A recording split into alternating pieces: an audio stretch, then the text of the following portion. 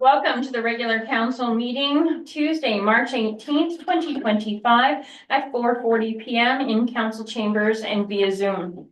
We acknowledge that the town of Kirkland Lake is located on the traditional territory of Algonquin peoples, including Beaver House First Nation and unceded territory of other Indigenous peoples. We recognize the presence of the Algonquin, Anishinaabe, Ojibwe, Cree, and Métis people in our community since time immemorial and honor their stewardship and care of these lands.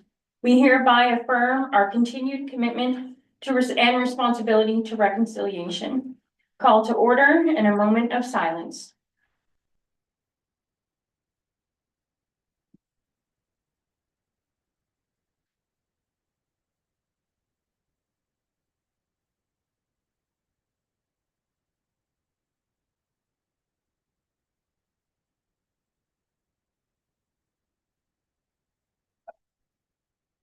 Item number 2, approval of the agenda, moved by Councillor Dykens, seconded by Councillor Ranger.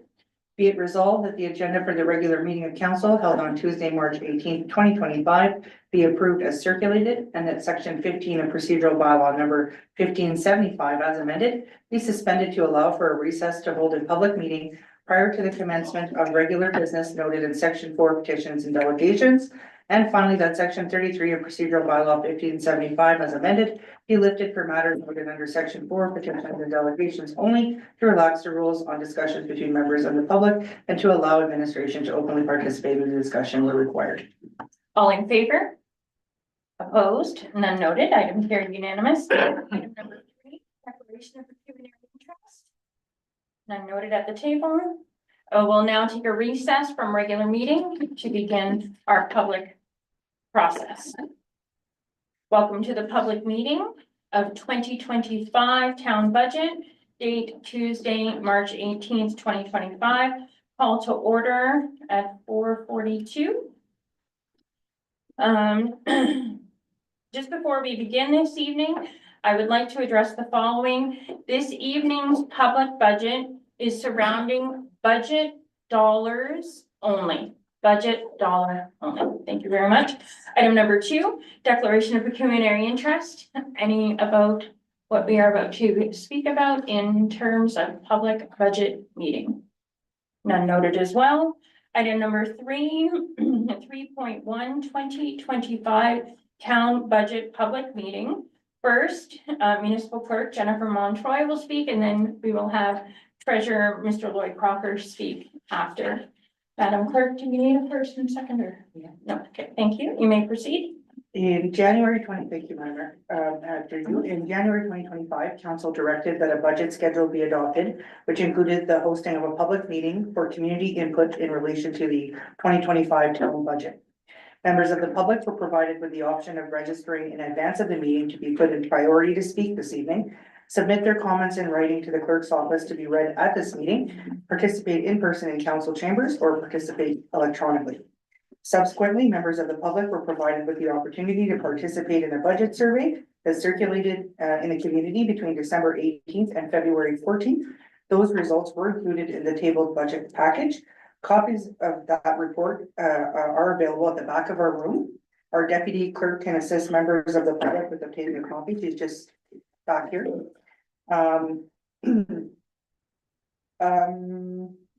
The proposed budget is also available in those packages and can be viewed digitally at kirklandlake.ca by clicking on the box entitled 2025 budget. The table budget has been available to the public since February 28, 2025. On March 4th, council also received a 2025 corporate business plan, which ties in this year's service deliverables alongside the table budget. There are a couple of copies printed and available at the back of the room this evening, and the plan is also available by visiting kirklandlake.ca by clicking on the box entitled 2025 budget. On March 6th, council received presentations from town and local board administration, providing general departmental and divisional overviews, rationales for increases and anomalies, challenges, and upcoming initiatives. These are available by reviewing the March 6th meeting agenda or by visiting kirklandlake.ca by clicking the box entitled 2025 budget. The treasurer will be providing council with answers to questions received between March 4th and March 18th in his summary this evening. There is no discussion or debate with the treasurer. Council's questions should be redirected through the finance chair, Council Ranger, or posed on March 20th before deliberations. All questions posed by members of the public and members of council between the public meeting this evening and March 20th will be presented by the treasurer at the beginning of the March 20th meeting for transparency purposes. On March 20th and the 27th, if a second meeting is required, council will review the tabled 2025 budget, the survey, the presentations, the queries of questions, twice coordinated from the treasurer, and have the opportunity to ask further questions of clarification of administration and begin their deliberations. Therefore, to summarize the steps in this evening's public meeting, comments received in writing by the clerk's office, if any, will be read first. Each participant will have an opportunity to provide their comments. Each participant can only speak once. Persons who have registered and or are joining electronically, if any, will be called to the podium or given the floor digitally in order of priority. The chair will then call for anyone in council chambers to present their comments. Participants are encouraged to leave their email address and contact information with the deputy clerk, the lady in the pink blazer in the back. If they have a question, asked a question to the treasurer. Once spoken, nothing prevents a participant to submit subsequent questions to the treasurer thereafter, either by email, telephone, or by attending the municipal office during regular meetings. The treasurer will also be responding to participants again after tonight's meeting in the manner they so choose. Again, all responses to inquiries from members of the public this evening will be presented in the open meeting of council on March 20th. Thank you, Madam Clerk. Welcome, Mr. Crocker. You'll now provide a summary of the budget report and answers to questions posed by council and public since the budget was tabled March 4th. You may proceed. Thank you. Through the council, we presented the report on March the 4th. I will not go through it in as much detail as I did on the 4th, just to remind you, the bottom line draft budget was a 10.3% increase. We are constrained somewhat this year as our reserves are not as strong as they were in the past, which is part of the discussion, the overall discussion here.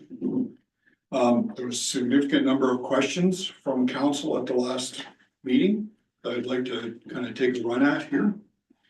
You'll have to excuse me if I don't get the order exactly right, and I tried to re-listen to the recording to make sure I got the questions right. But again, as you see in here, if I'm not answering the question exactly as you thought should be answered, I'd be happy to hear from you and deal with it on Thursday in front of the public, any changes. So in not a perfect order, but hopefully everything is included. There was a question about the park reserve for our ex-mayor Enoy. This kind of dovetails a little bit into quite another comment from another councillor about the reserves in general.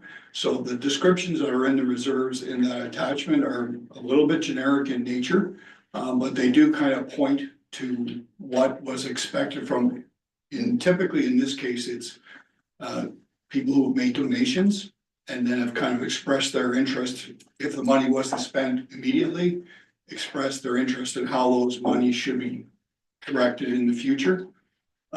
Many of these reserves predate me by a significant amount of time, so I won't be able to answer in detail most of them.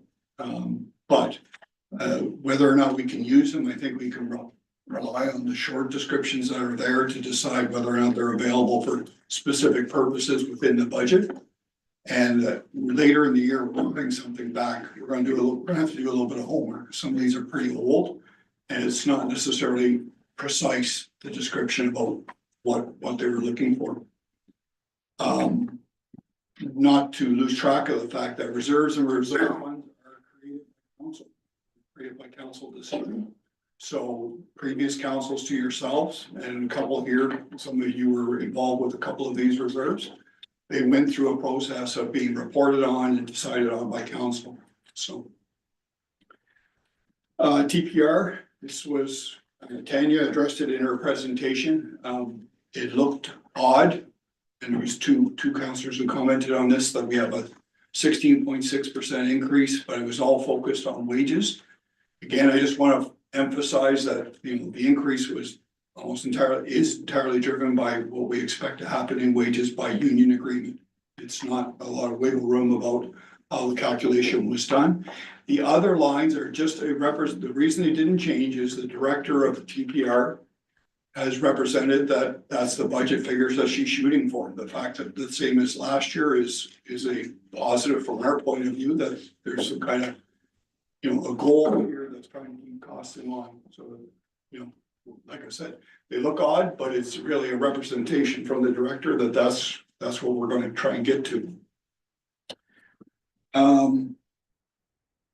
There was a comment about the economic tourism coordinator, which we will talk about on Thursday when we get to deliberations about using some of the reserves to fund that. KL Health Center reserve for future capital. I had represented that it was part of our partnership with the hospital. It did come out of that partnership and the fund and the original build of the hospital. So it was meant to be put aside for future capital purposes for the health center itself. Because we share in the costs of maintaining that building with the hospital. I went back a couple of years, I didn't see any changes. The mechanism for changing it is kind of buried in a partnership agreement, which I'm doing some follow-up on right now to make sure I've got the latest one, and stuff like that. But its purpose was for future capital related to the health center. Museum savings, there was a question about how much they were, so you'll see in the budget that essentially the savings is about $250,000, around 250,000, and you just have to look at prior year to the current year budget. We talked about why there was a small expenditure this year, still in the budget related to it.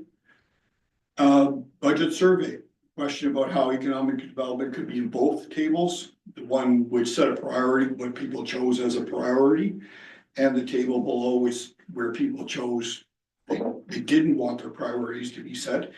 It sounds a little funny at first blush, but actually it makes a lot of sense. There's just a lot of people out there that put a lot more weight on economic development, and some put no weight on economic development.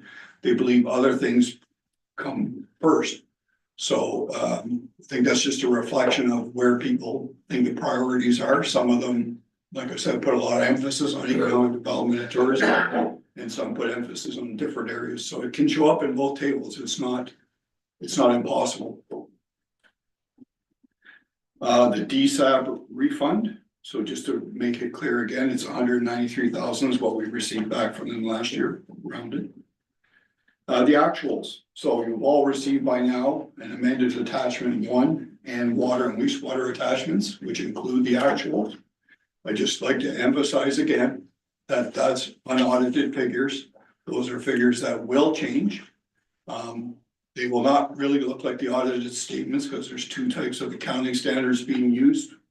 What we report for on the budget basis is significantly different than what shows up in the financial statements in the end. But we're still making changes, even today. I signed off on a journal entry. We're still making changes, and these figures will change. They are still useful. They still give you a kind of a framework, an idea of how things went last year within the various departments. And they're there for your review.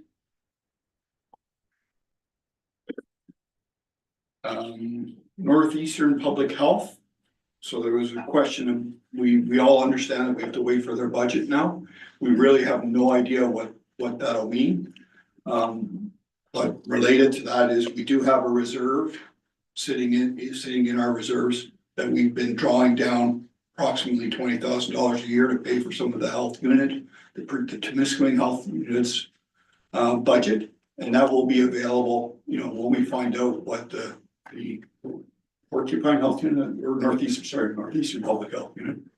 That's the old one. When we find out what their final budget is, we have a reserve available to at least not have to revisit a budget in the current year. I mentioned the comment about reserves in general, so I just want to be clear. There's some homework to be done here, so I won't be able to come back with like a comprehensive answer to all of the reserves and reserve funds, where they came from and what their original detailed purpose was.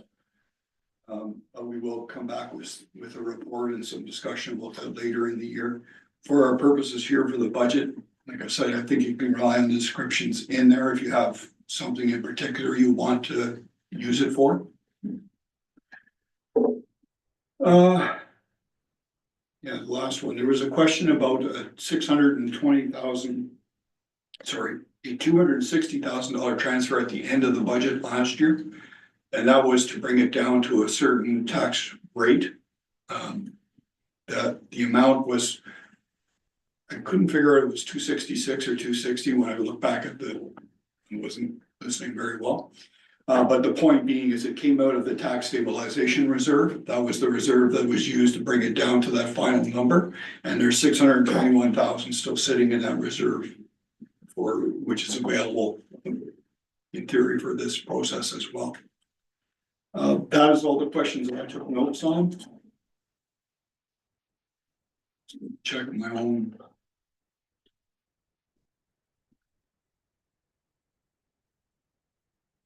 Devices. Need to be thorough. Absolutely.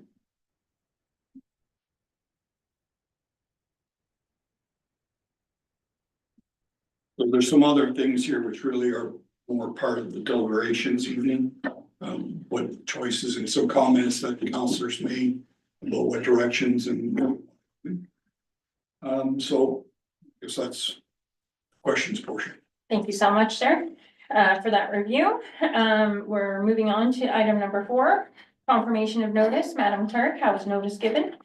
Notice of the public meeting was given in accordance with the Town of Kirkland Lake's notice bylaw 2247 by publishing said notice on the town's website 14 days in advance as of February 28th.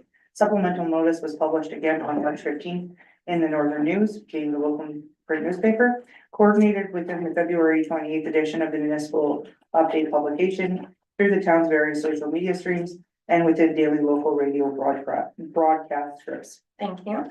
Item number 5, correspondence received. Madam Clerk, was there any correspondence received from members of the public regarding the 2025 budget? Madam Chair, I confirm there was no correspondence received by the clerk's office in relation to the 2025 budget. Thank you. Item number 6, comments, questions from members of the public.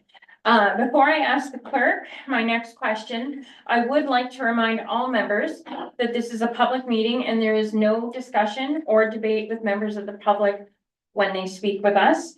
Madam Clerk, has anyone registered to provide comments or pose questions in person this evening? Madam Chair, I confirm that no one has asked the clerk's office to register or to request to participate electronically in this public meeting. Thank you. I will now invite members of the public to line up in the center aisle to speak at the podium. You will each have an opportunity to provide your comments or pose questions, and you may only speak once. Please state your name and address for the clerk before you speak. Thank you, sir. You may begin. My name is Danny Soroshin, 93 4th Street, Kirkland, Ontario. Before you write anything down, Jen, I'd just like to second the pen. Your guys, these last 2 weeks, unbelievable job. For all the snow removal, catch basins, monitoring of the water, thank you very much. You guys did us a big one. We don't thank these guys at Physical Services enough. They work their tails off. Thank you for that, Mr. Soroshin. I hope you'll tell everybody that tomorrow morning, please. Appreciate it. Really do. Okay. First statement.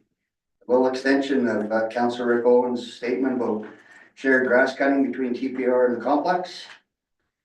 If you noticed last summer when they did all the work on Rick's Trail Creek, all the wood mats that were installed to get the dump trucks and the excavator in, I think that square area, along with the area of the creek basin down between Queen and Premier, would equal the area of the size of the grass cutting to be done at TPR. So our guys at the complex can do that and save us by an $8,000 zero turn. Thank you. That's one. Number 2, I hate putting the cart before the horse. This goes to Mr. Forte's presentation about the waste contract. 1, we would like, Patty, myself, for you guys to cancel the pickup on Governor Road. They already get one pickup on Thursday. We don't understand why they also get it picked up on Monday.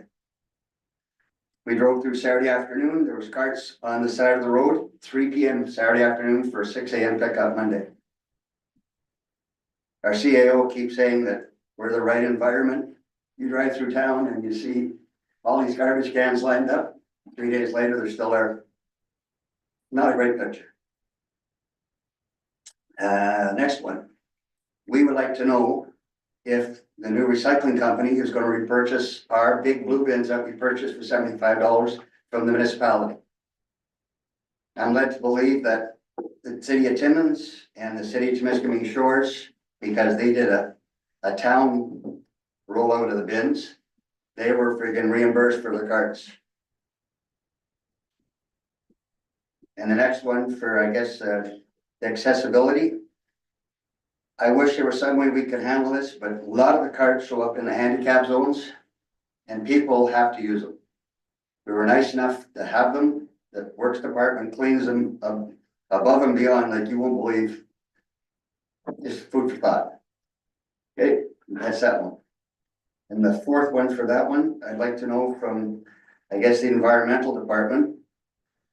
Do we have any audits of the recycling bins or the garbage cans that are picked up by the company?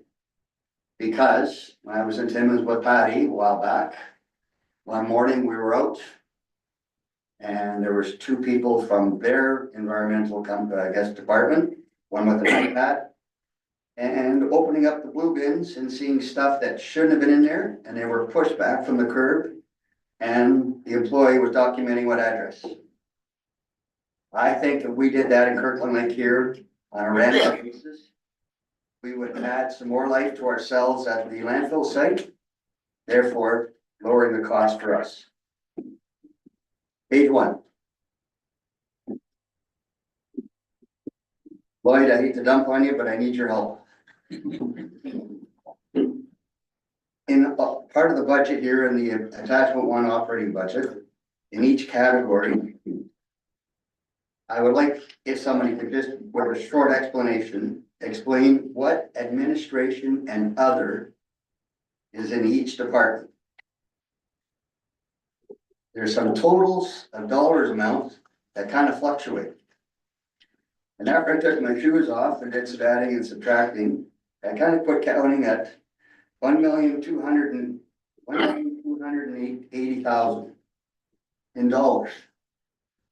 Some of them I said have decreased, some of them have increased. And there's a couple of weird ones I just can't understand, but maybe with Lloyd's explanation, I'll probably get a lot better.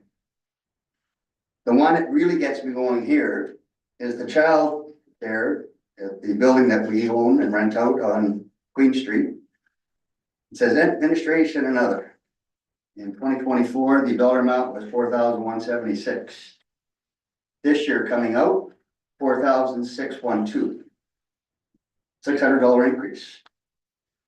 I know we own the building, they pay rent. I don't understand what we administer. The next one, I kind of a weird one, was the cemetery. Last year was $10,512. This year the proposed is $16,174. And quite a big increase. That's about it, guys. I really appreciate you guys letting us talk.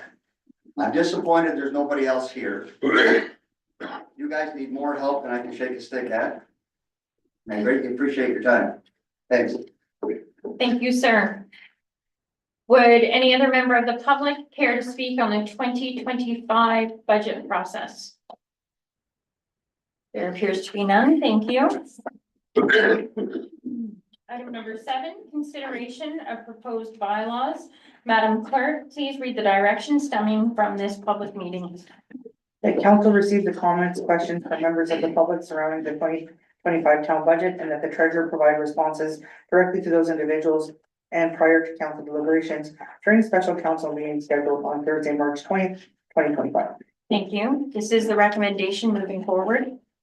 We will now conclude the public meeting for the 2025 town budget. Thank you.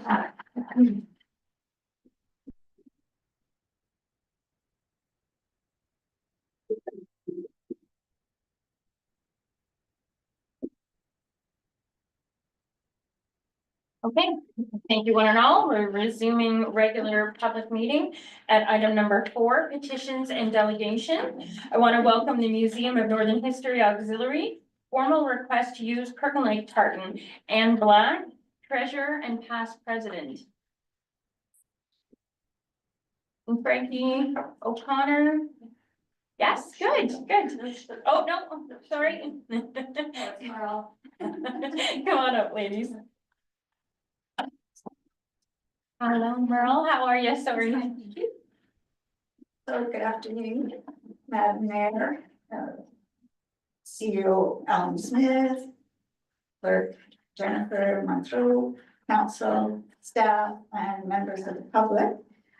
I'm Anne Black. I'm here representing the Museum of Northern History Auxiliary as past president and treasurer, and this is Merle Ballin, who's been in all positions in the auxiliary over many years. Frankie couldn't make it. She's, well, the highway out to Larder wasn't great. She wasn't sure what it would be like later on today. So, we're here. We're very happy to be here before you. And okay, I'll make it brief. We're here to request that council grant the auxiliary of the Museum of Northern History permission to use the Kirkland Lake Tartan for the purpose of inventory for the museum gift shop. I don't know if everybody's familiar with the history of the tartan, but it was designed in 1962 by Bob Price. He was a town councillor from 1968 to 75. He designed it for the 50th anniversary of Kirkland Lake in 1969.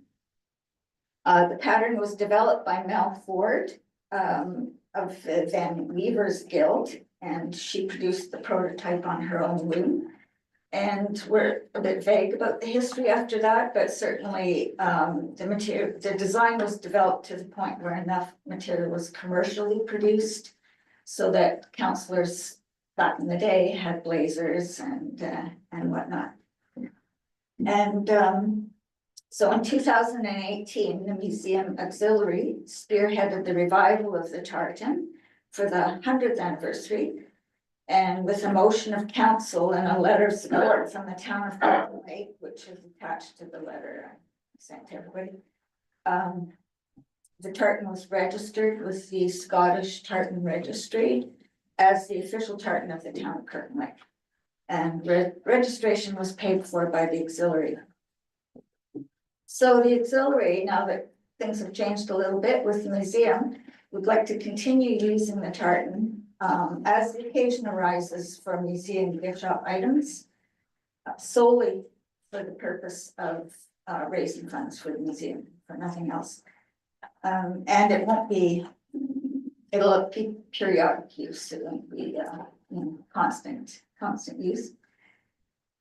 And the use of the tartan will just solely be used for fundraising for the museum, for no other purpose. So we seek your affirmation of the auxiliary's continued use of the tartan from this point on. And that's it. Thank you so much. Any comments from council or questions? Pat Riley? Through you, your worship. The tartan certainly has quite a history to it. Remember the days of Bob Price. I certainly don't have any objection. Matter of fact, I encourage the use of the tartan in future use. I'm all in favor. Anything further from members of council? Councillor Owen? Yes, through you, your worship, I would like to put forward a motion that the, no, I'm not sure whether it's the Museum of Northern History or the Museum of Northern History Auxiliary. Yeah. Be allowed to use the tartan to promote, and I'm not gonna use the word fundraising, because I think you need a broader scope to promote the museum. Yeah, absolutely. So thank you for that, both of you, and we will move that to the considerations, notice of motion towards the end. Thank you for that. Yes, absolutely. So thank you very much. Thank you. Yeah. Through you, Madam Mayor, I'm not sure if the ladies can answer it. Is it a copyright issue? So it is, registered, it is officially registered, and Anne can probably speak to that. Yeah. Absolutely. Go Yeah, ahead, it's Anne. registered with the Scottish Tartan Registry as the Kirkland Lake, town of Kirkland Lake's tartan, official tartan, and it's up to the town of Kirkland Lake to grant permission to anybody who wishes to use the tartan. Okay, thank you. Thank you. Yes. Through you, your worship, I just realized I may have had a conflict of interest there as my heritage is Scottish and so the tartan, so. Thank you very much, ladies, and congratulations on your hard work. Thank you. Yeah.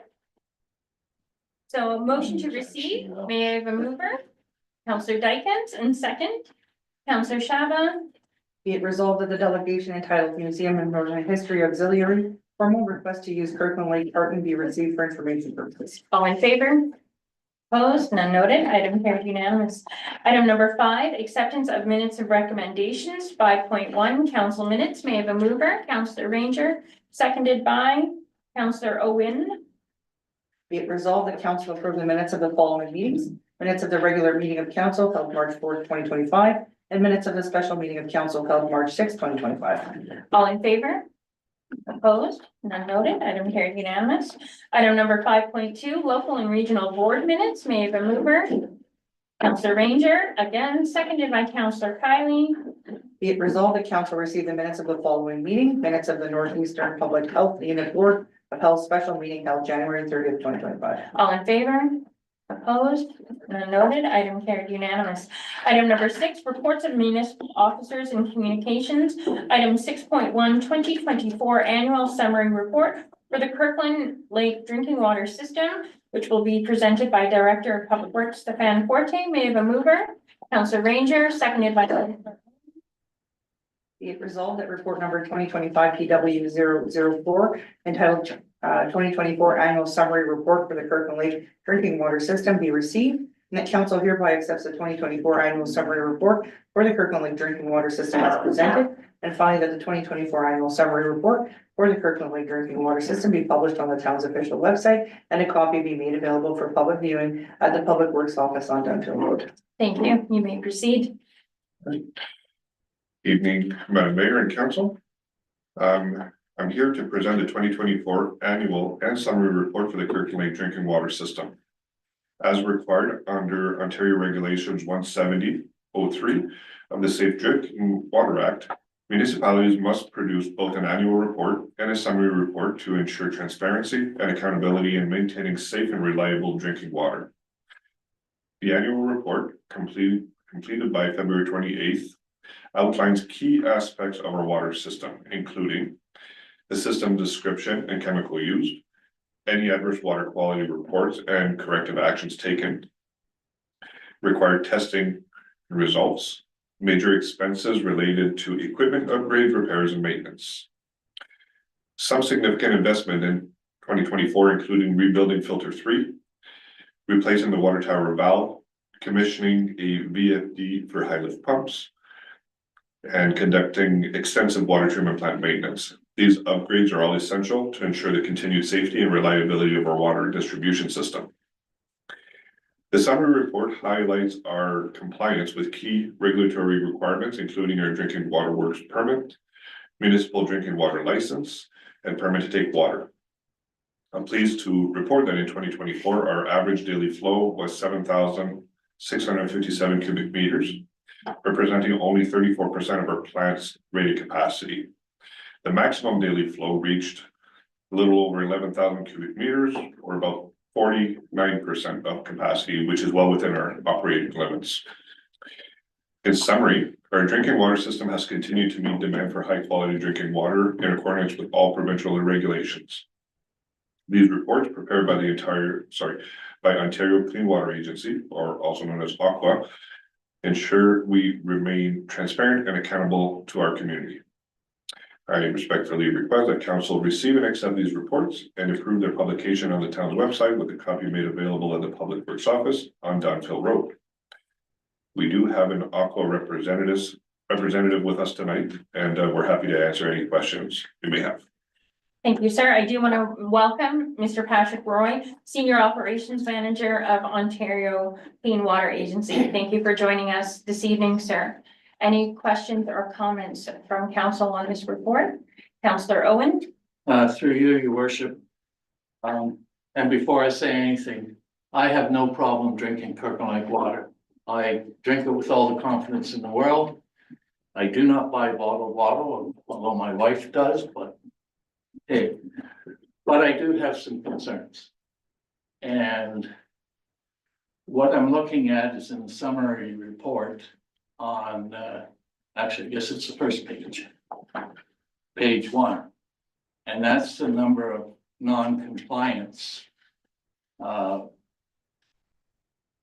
we have here. That's a bit scary for me. There's one on alarms. I mean, the alarms are put in for a reason.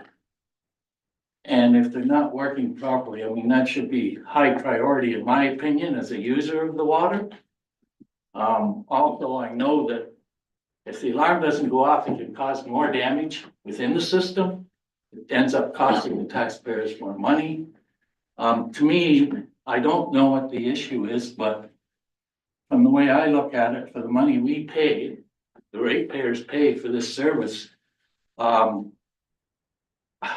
non-compliance seems pretty high, pretty significant in terms of value for our money.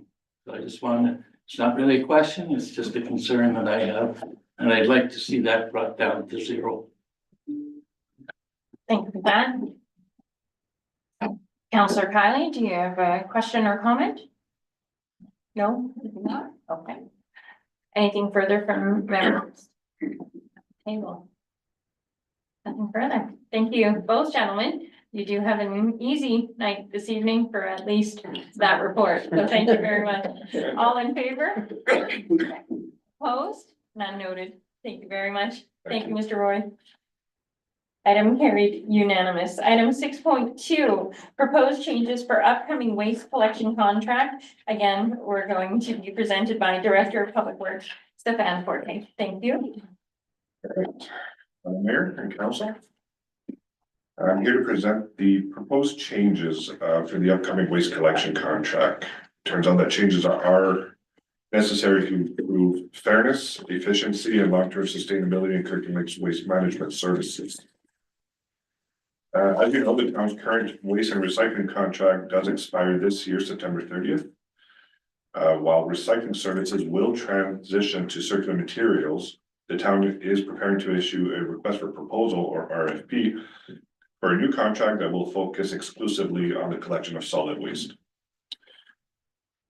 The proposed changes are significant, but they address long-standing issues that have created financial inequities, inefficiencies, and operational challenges. Here are the key changes and why they're important. Number 1, eliminating waste shed collection for commercial and institutional properties. For years, residential taxpayers have been subsidizing waste collection for businesses and institutions, which is not standard practice in most municipalities. By shifting responsibility for commercial and institutional waste back to the property owners, we will ensure that municipal resources are focused on residential services, taxpayers who are funding the system. And this change will also eliminate the costly and inefficient manual collection process currently required for over 40 waste sheds in town.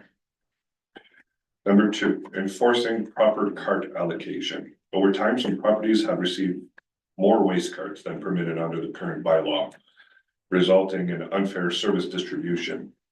As part of this transition, improperly allocated carts will be removed in September, ensuring fairness and consistency across the community. A targeted social media campaign will be launched to ensure residents and property owners are well informed in advance. Number 3, financial benefits. These changes will result in clear financial benefits for the town. Reduce costs for residential taxpayers by eliminating the subsidy for business waste disposal. Increase landfill revenue through tipping fees paid by commercial and institutional users. Lower operational costs by moving away from outdated manual waste shed collection to a more modern mechanized system. In summary, these changes are necessary to ensure Kirkland Lake's waste collection system is fair, efficient, and financially sustainable. Continuing with the current model would maintain inequities, inefficiencies, and unnecessary cost to taxpayers. I respectfully ask council to support the proposed changes and direct administration to issue an RFP that reflects these improvements. I'd be happy to answer any questions. Thank you, sir. Before I open the table for comments and questions, I just want to note that this shouldn't come as a shock. This issue has been being raised since prior to 2018. I remember attending a few public meetings with like owners of or the contractor at the time, CNR. So it has been coming for quite a long time. My only concern is in the report, it says that there will be a social media campaign. Just for clarification, will we be reaching out to these businesses? We have a number that there's 40 different sheds. Are we going to be contacting these people directly? To you, Madam Mayor. Yes, the goal will be to call these businesses directly, even while at the same time we will have our social media campaigns, just to ensure that the message gets through. Perfect, thank you very much. Yes, go ahead, Councillor Owens. To you, Madam Mayor, I'm glad this is happening. I think it's time to modernize how we collect waste in Kirkland Lake. Two questions. Darn. Yeah, write it down. Okay, well, I remember the second one for sure. So when a contractor, because some businesses in town already use the automated truck with the bins, and do these get dumped in Kirkland Lake at the landfill here? Is there revenue generated through that process? Currently, Madam Mayor, yes, when an outside contractor or even a local contractor is picking up for businesses, they have to dispose of it properly, and if they do dispose it at our landfill, yes, they are subject to tipping fees. Okay.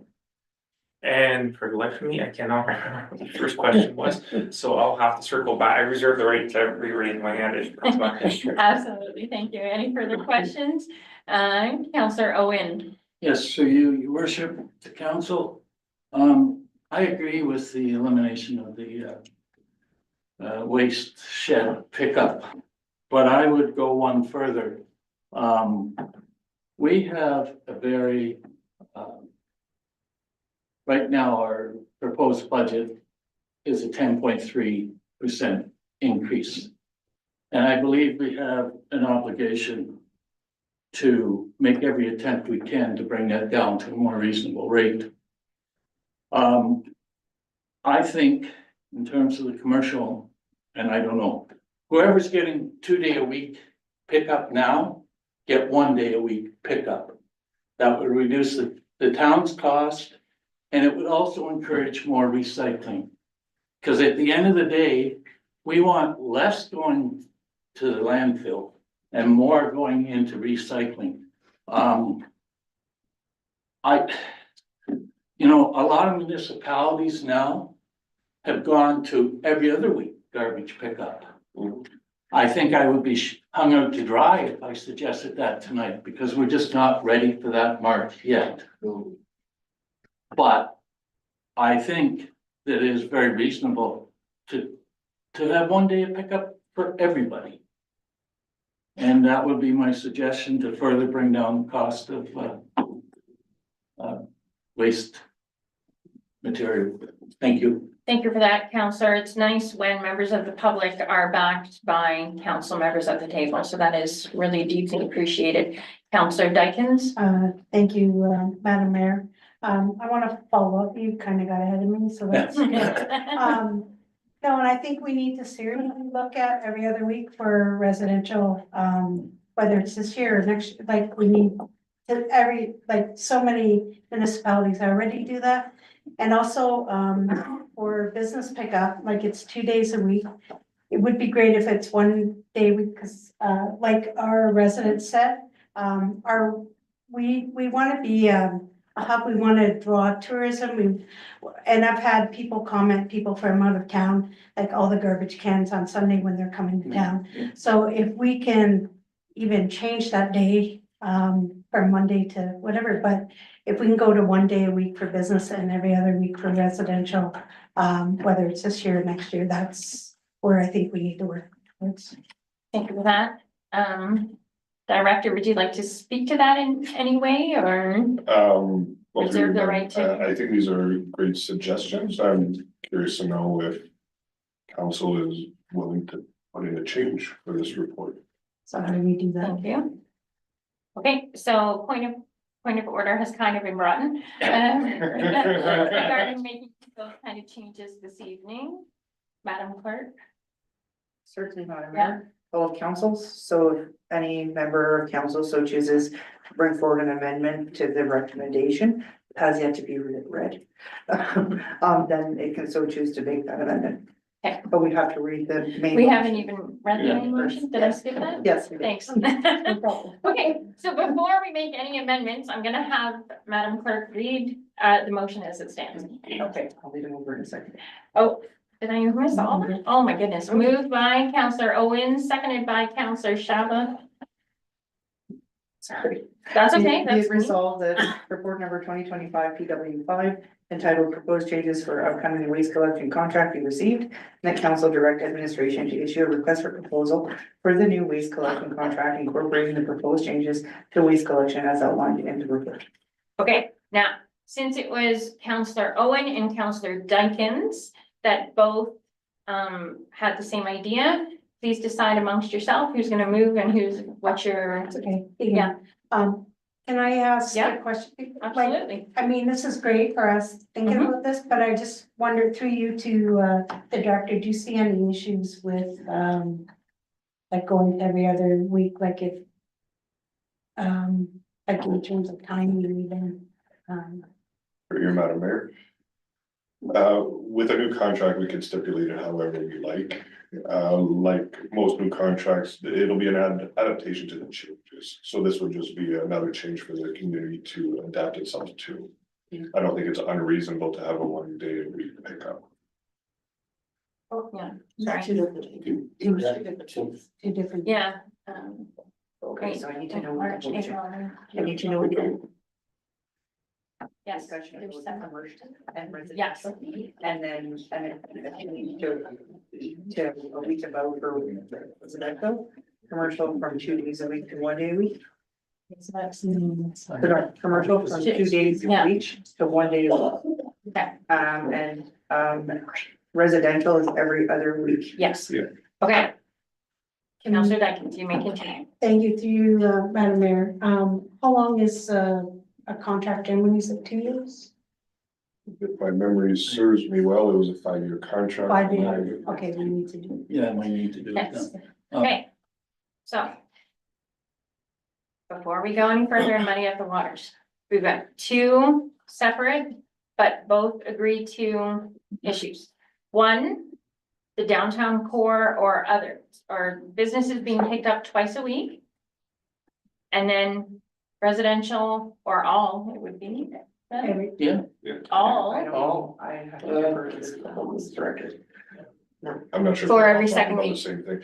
Sorry. So when I there's was- two issues. Yeah. One is businesses being picked up twice a week. Right. And the other item is, should we go community-wide bi-weekly? Pickup? Oh, no, that's not what I have. Oh, do you wanna start Yeah. with one? Okay, okay. With the commercial. The commercial first. Okay, Yeah. there we go. Yeah. So, first item, commercial, once a week.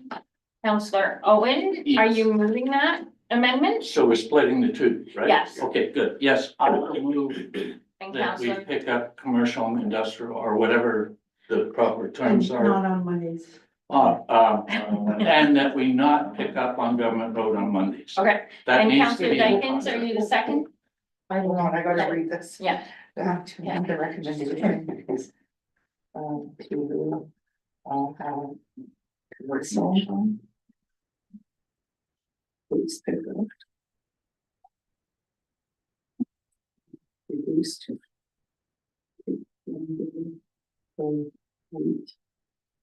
Not on Mondays. Yeah. That's it for now. That's it for, okay, so that's the amendment. So the mover is Counselor Owen, the seconded is Counselor Dykens on that first amendment. Yeah, to amend the recommendation to also include to have commercial waste pickup reduced to 1 day per week and not on Mondays. Any conversation around that amendment? Counselor Owen, I totally support it. I would go even further. In this review, the second pickup right now encompasses a large chunk or a chunk of residential area. So just to make sure that when we do this revamping of the contract, that those residential areas be. Oh, it's gonna solve itself because, never mind, yeah, my point's mute on now. perfect. Counselor Shannon, Yeah. Long. Yes. Been a rough day today. Yeah, through you, Madam Chair, I have a couple of questions for the director. One is, just, for historical perspective, what was the reason, behind, the twice pickups for businesses? And, my second question is that, even though I support the, pickup once a week, would that be something that would be, if passed, effective in next contract? Because it's obviously too late for this contract, right? You haven't changing this contract, right? So can you answer those questions? Sorry, we're gonna go back to the The first first question. is Everything got historical muddled. context But of yeah, why. why twice? I mean, there must be some reason behind twice a week for businesses. I just want to know, I mean, that I'm in favor of it, any particular reason why businesses wanted it or they fought for it? Do we have to go back to the business and ask them if we can go to one, or, I don't know. I just want to make sure we vote, get a good understanding of what we're voting on. Yeah, well, the historical aspect of that, I don't have a clear understanding of it, to be frank with you, that was way before my time. I could only assume it was because of the volume of waste generated and commercial properties asking to have it done twice a week. I don't know if that's justifiable or not. But the change that is being proposed, you know, to only pick up once on government road, I think would be more consistent with other municipalities, and I think it sends the message out there that, you know, we want fairness for everybody. I'm sorry. Let's follow up, but that what we're proposing is actually too late for this contract because this Yes. contract is sunsetting itself. So that would be for, I just want clarification that would be for next contract.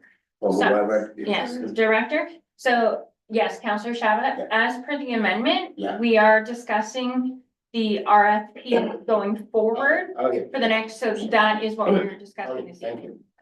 Okay, so that clears up that. Any further discussion on that first amendment? Okay, so now we can vote on that amendment. Okay, all in favor of the amendment? Opposed? None noted. Amendment carried. Second amendment. Moving to bi-weekly? Yes. Yeah, it's every other week for residential pick. Every other week for every other week for residential pick. So So there's a difference between every other week and bi-weekly. Yeah. that's a So- valid point. Every other, Every other week? Okay, so we will run this. Yeah, so Counselor Dykens had moved, oh, is that okay? Yeah, Yeah. Weekly, June. and then Counselor Owen had seconded an agreement kind of in a roundabout way. Okay, so the recommendation be amended further to indicate to have residential pickup occur every other week. Any comments or questions around the second amendment of moving residential to every other week? Counselor Owens. This time, through you, Madam Mayor, it is a legitimate question. I will play information. This was the original question I forgot many at the start of this conversation. It was to move to a bi-weekly system. I'm all in favor of it. It's been this way for a lot of municipalities. My fear in that, because people are not gonna like it, they don't like change.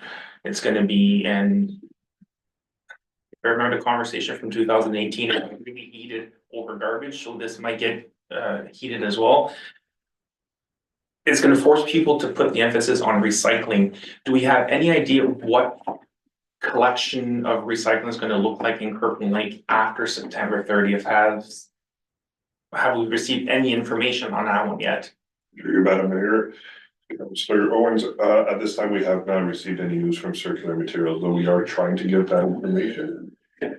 We haven't received any news of which changes are gonna be proposed or what changes they're planning on implementing, but we are working towards trying to find that answer for you. Because that may be an easier way for the pill to be swallowed. Okay, well, if we're going to bi-week or every other week garbage collection, well, you still have the same service recycling and the big carts, then just forces you to recycle and we should be okay. Thank you for that. Councillor Kylie, Through you, your worship. It's not that I'm opposing any of the new schedule proposed. I'd kind of like to know what the difference in the price between one pickup and a weekly and bi-weekly or whatever you want to call it. To determine whether it's worth the aggravation to the town people.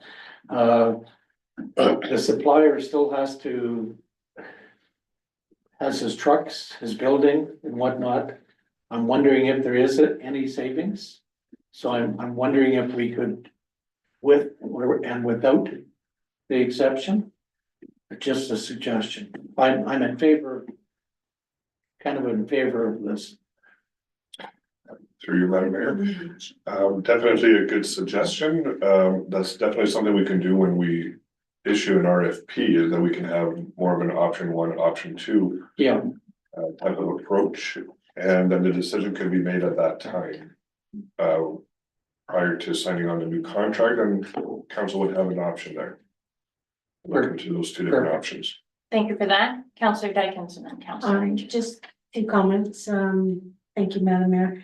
I think it goes to the longevity of our landfill as well. If we're going, half as much, hopefully, that we're putting there. But also people don't like the 10.3 tax increase that is on the floor right now. So hopefully they'll understand that we're trying to do what we can.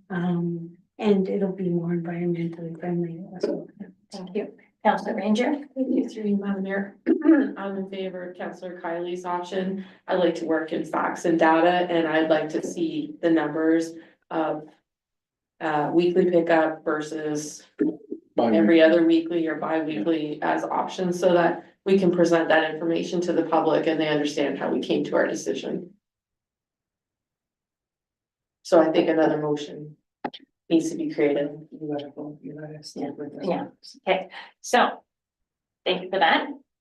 We have to decide on this motion at hand. If you want to add, you can after this motion. Okay.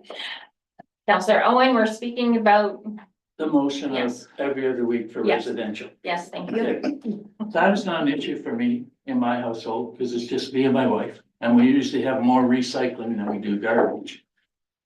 But as I walk along Second Street and I look at my neighbors' houses, their garbage cans are overflowing, okay? Now, this is an issue I've followed for a number of years, and when communities go from once a week to once every other week, they have a method where people can put out more garbage on the other week. Some of them have special bags, that they buy. Yeah. I think if we want to look at, and I may be putting the cart before the horse, we're gonna need some regulation in terms of, because I watch some houses and every week their garbage is overflowing.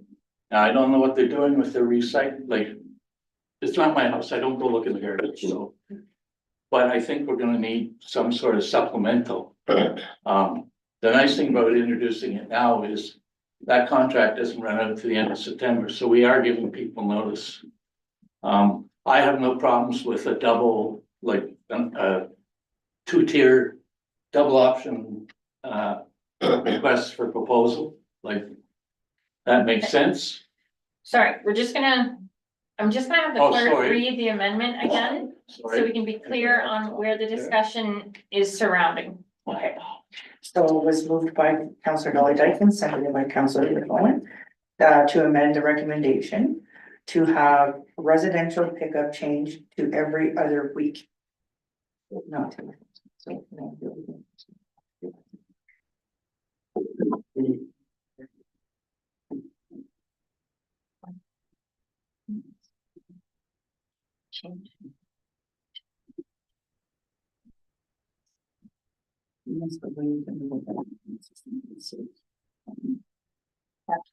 If there's a friendly amendment on the floor by the original or on second to then description, then I'll allow it. Okay, thank you. Okay, so for ease of meeting purposes, if there is a friendly amendment on the floor between the mover and the seconder to incorporate a two-tiered system of RFP to present the two different options costing, we could go ahead with that friendly amendment from the mover and the seconder.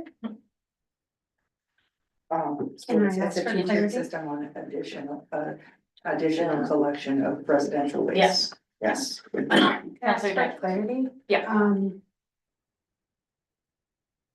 I guess I'm not sure, yeah, I guess I'm not sure what, Okay, yeah, absolutely, that's okay, Because- because once we start getting into things, things get muddy. So, so right now, the amendment on the floor is, To have residential pickup change to every other week, as well as investigate a two-tiered system on additional collection of residential waste. Whatever that may be, bags, tags, okay, yes, and so that encompasses what we've heard at the table from Councillor Kylie and Councillor Ranger about the concerns about costing, whether it would be cost effective. So if we add that second part, if you and Councillor Owen are amenable to adding that second part, we don't have to go for a third round of amendments. and can you read that part again, please? Yes, Yes. and through you, Madam Mayor, just for additional clarity, it will give information to the director as well. When he goes to do the RFP, that he identifies options in the RFP. What are the options available to the community if you were to collect additional waste? Yeah. Okay, so again, moved by yourself, Councillor Dyken, seconded by Councillor McCollum. It is to amend the recommendation further to have residential pickup change to every other week. And to also investigate a two-tiered system on additional collection of residential waste. Okay, sorry, so the director, do you have any questions about the direction since we're giving the direction to you? Well, I thought that that the amendment was, okay, well, we're gonna make the change now for, to pick up every other week. But then we had a conversation about, well, why don't we go to RFP first and then make that decision after we have the prices? That's not what I'm hearing now, though. I never heard that it was currently, I heard it was about the contract. Well, yeah, sorry, Yes. the contract is what I'm saying. Yes. Okay, so a point of clarity, through the conversation, we started with the second amendment, which was to do residential every other week. Through conversation and points well taken by council members, they want more information about costing. So if, when you put out the RFP, you ask for the two options, whether it's residential weekly or residential every other week, can you build those into the RFP so those people that are bidding on it will give the two numbers Alternative. or alternatives? Yeah, Alternative collection methods. methods, yes. Okay, Councillor Dyken. Thank you, Madam Mayor. I'm still not getting, because if we vote for every other week, why are we doing two RFP? I get the idea to get information, but if we vote for it, I think it's not necessarily, like, Yeah. we've already chosen to go. Yeah, absolutely. I see your point. What the friendly amendment was trying to avoid was that motion being defeated because of questions of costing. Because two of the members at this table brought up valid points that should we make a decision without knowing the difference in costing. So, but it is your and Counselor Owen's amendment. If you do not want to amend it further, you do, and just have it to move to every other week, you don't have to make the amendment at all.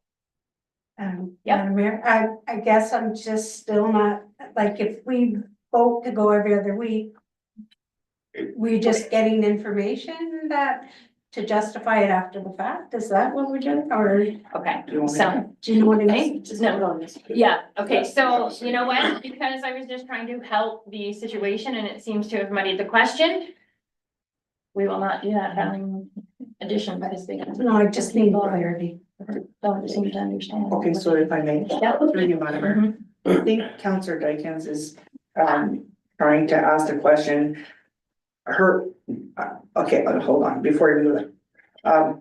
The topic at hand right now is that Counselor Rick Owen had identified that there's a surplus of waste, residential waste that is being collected for large families or whatnot. And they wanna investigate a method in which they can attach a fee or a system to collect additional waste if it is required. Okay, that's. That's- No, that's That's not. my fun issue. That was a No. different, That's that's not, totally different. that's not what Counselor Ranger and Counselor Kylie, Counselor Ranger and Counselor Kylie were addressing financial. So I think, Yes. okay, so I apologize to Counselor Dykens and Counselor Owens. I think we should just revert to what they had amended, which was the clear question of should we go to pick up every other week? And then we can amend it further after that, or other council members can amend it after that. Counselor Owen, Yes, so here, your worship, as seconder, I'm obligated to vote in favor of the motion. Well, I feel an obligation to vote. Let's put it that way. Okay. Otherwise, why would I second it? Yeah. Okay, but if it is defeated, I will be backing Janice's motion or whoever brings the other motion. Yeah. Okay, just for the record. yes, okay, so to bring it back to the amendment on the floor. The amendment on the floor is now Continues to be. continues to be, yes, thank you. To move residential pickup to every other week. That is it. Any comments or questions on that motion? All in favor? Opposed? Item carried unanimous. Sorry, not unanimous, item carried. Okay. After all that. Counselor Owen, Yes, I have a question for the director. yes, Okay, at this point in time, we have not come up with any regulations concerning overflow garbage. Okay, is that something that we need before the RFP is put out, or is that something that We can look at can be negotiated with the successful bidder after the RFP? Because I don't want to get us sidelined all night talking about overflow garbage.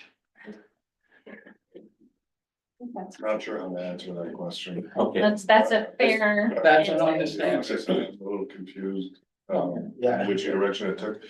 I would have recommended that we put out an RFP with options, and then we discuss options with council before making a decision on moving on to changing the schedule to every other week.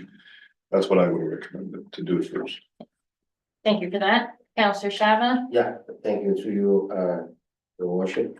To the director, I haven't read the last RFPs, but how will the contractors be bidding on this, the garbage? Do they go by volume? Or do they go by, I don't think they go by frequency of pickup, but probably by volume, the mass of volume, how do? Through you, Madam Mayor. The reason why I'm saying that is that if we're going twice a week, which I'm in favor of.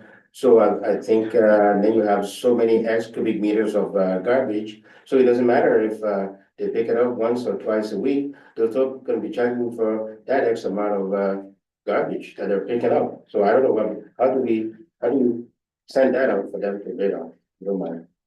Through Madam Mayor to Councillor Shabbat. The RFP will be written in a way that there will be a set number of black bins to pick up. And the frequency determines how many times it has to be picked up. So it's a set volume. Thank you for that. Madam Mayor. Councillor Kylie. Yeah, through you, Madam Mayor. I agree with what we're trying to do here, but Rick does have a very valid point of excess garbage, because what's gonna happen? These people are gonna end up throwing the stuff in recycling, right? It's happening right now. So I think we need that option as an add-on after the fact. That's my opinion. I'd hate to see the guys going through recycling and finding bags of garbage in there. It'll be a real pain in the butt. Okay, Councillor Dykens. To you, Madam Mayor, just wonder if we could, deal with this at the time, because I'm sure other municipalities, like the resident mentioned in Timmins, they have audits, whatever. I think we can handle it after the fact. I understand the concern, for sure. Thank you. And. I don't hear you. Councillor Lucas. Okay, through you, Madam Mayor, I clearly heard from our director. His preferred choice would have been to have option 1, 2, 3 in the RFP. Yes. May I propose somehow, yes, we wanna go to bi-weekly, that is this council's preferred option. Can I propose an amendment to the RFP? Or propose something in the RFP to have option 1, what will it cost for, or what does it cost for a weekly pickup? Option 2, bi-weekly or every other week pickup. So we clearly have, okay, so once he puts out his RFP, bring us the numbers, this is what option A is, option B is this, and then council can make an informed decision on, hey, this is what we're saving, this is where we're going at. Yes, absolutely. And leave it at that, no extras, no. It's no, yeah. Wait, okay, thank you very much, council. We're just gonna take one pause. Our wonderful clerk is working on what wording needs to be put in motion so that we can make sense of conversation. Okay. So. To date, the recommendation's been amended to have commercial waste pickup reduced to 1 day per week and to have residential pickup changed to every other week. It appears as though there's a possible amendment, number 3, to say that that council will be looking for costing, option 1, weekly pickup costing, option 2, every other week costing. Pickup, every other week pickup costing. Yes. Motion. Yes. So it was brought by Councillor Owens this time and Councillor Ranger is second. I brought it up. You did originally, yes. I certainly missed the days when we used to just talk it out and then hash it out at the end of the conversation. I do miss If those he wants days. if you want your name on it, I honestly don't care. At this point, I just wanna move on to number whatever 6.3 is. I don't need Yes. the publicity. We will all certainly remember this conversation. Okay, Madam Clerk, do you have the wording? Okay. Moved by Councillor Casey Owens, seconded by Councillor Dennis Ranger, that the recommendation be amended to include, to allow for the director to solicit any RFP, option 1, weekly pickup costing, and option 2, every other week pickup costing for residential waste. Any comments or questions on that amendment? Yes, I'm afraid. All right, going once, going twice. Okay, so we are Let's move on. voting on that amendment. All in favor? Opposed? That one is carried unanimous. No. Okay, thank you. We're gonna go to the original. And do the whole thing in a room. Unless there's an amendment there. Oh, my goodness. Is there any further amendments? Well, well, no, but, I mean, it's serious. Okay, wait.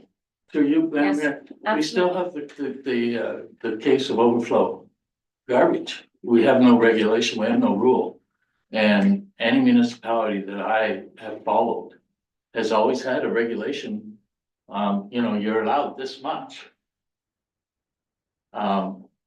A lot of the municipalities issue a special bag that they pay X number of dollars for a bag. That's for what it is.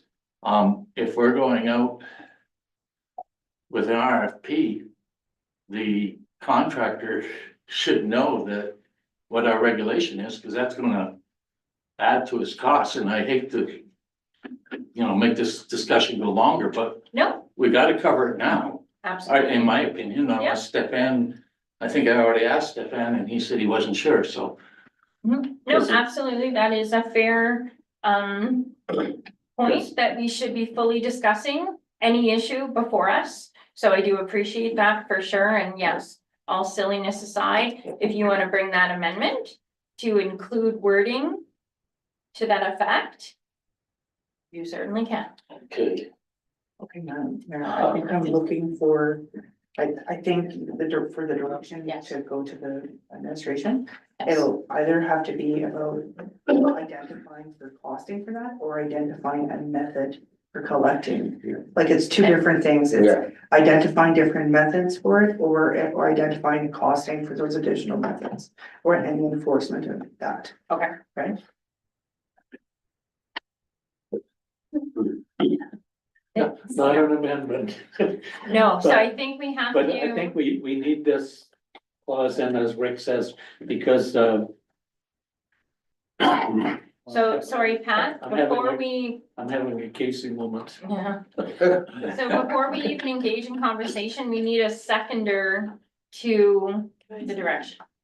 If you have a point of order, Councillor Ranger? Point of order, we're getting off what is on the table. A regulation would be a second, like something you would bring to the next meeting, not what's on the agenda as it speaks. We're looking for what we need in an RFP for Stefan to move forward with, looking for what needs to be in the request for the RFP, not what council will create as regulations and or bylaws to have Yeah. the power behind the collection and the methods going, and the Point methods of in which order. it will be. Okay, 1 Collected. second, please. Point of order too.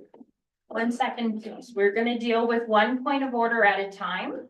We're going to review, I'm going to review, and clerk is going to review what was being asked. So we're gonna take a 1 moment breath here, okay, folks?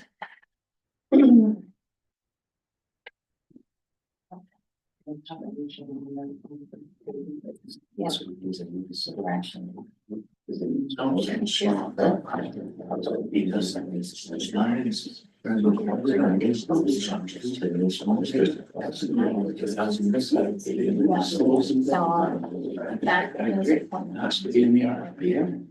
We're going to ask the contractor. What would be the cost to pick up that stuff? Yeah. Okay. So addressing the first point of order that Councillor Ranger has brought.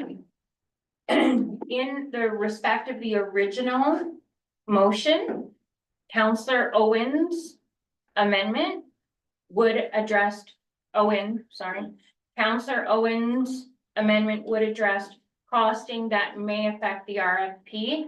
I will allow it. The wording needs to be clarified and you also need a seconder. Don't second. My point, Okay, so I am dealing with the first point of order, which was Counselor Rangers. To address that issue, I have stated that yes, it does address costing in the RFP. He needs to clarify his wording and he needed a seconder. He's now received a seconder, but what he needs is to clarify his wording for Madam Clerk to be able to give proper wording in the amendment. Thank you. For costing. Okay. In regards to the RFP. Um.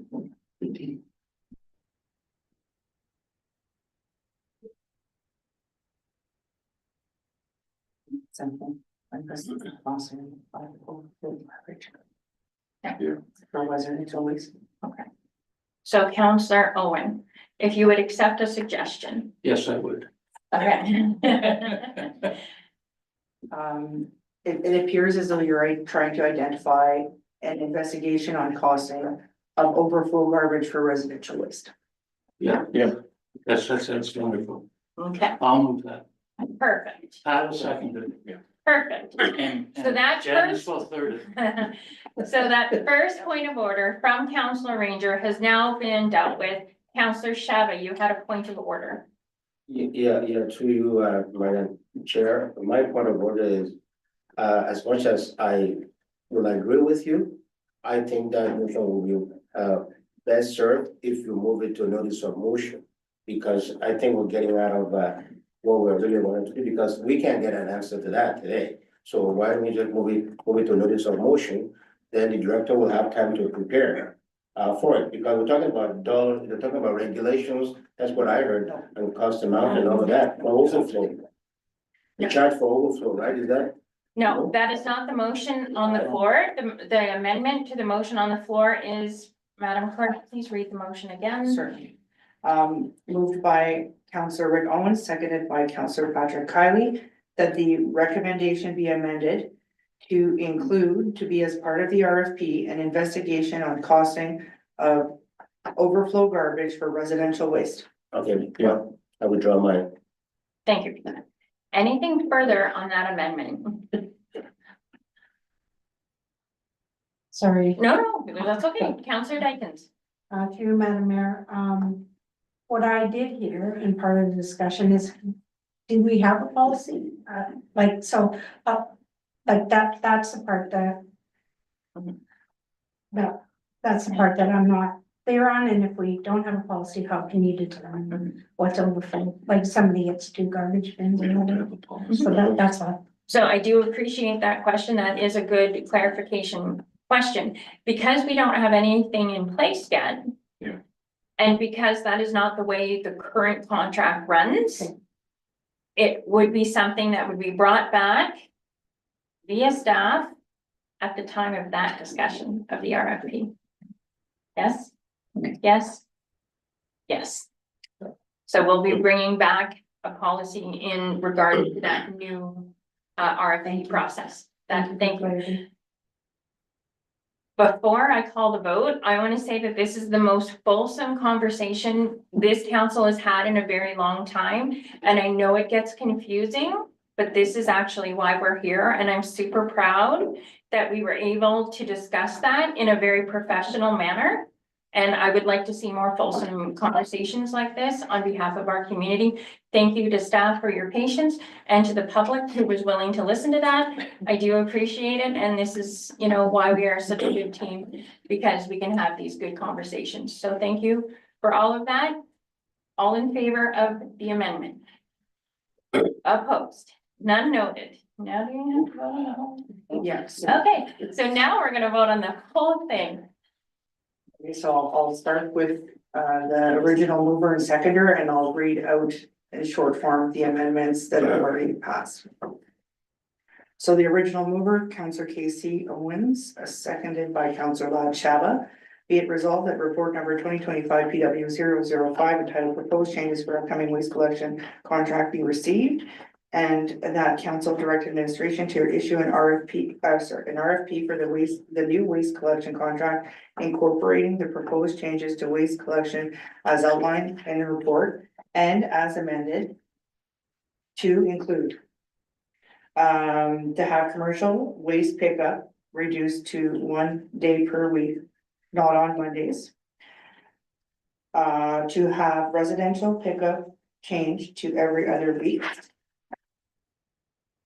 To have within the RFP, the investigation of option 1, weekly residential pickup costing, option 2, every other week residential pickup costing, and amendment number 4, to investigate the costing of overflow garbage for residential waste to be as part of the RFP.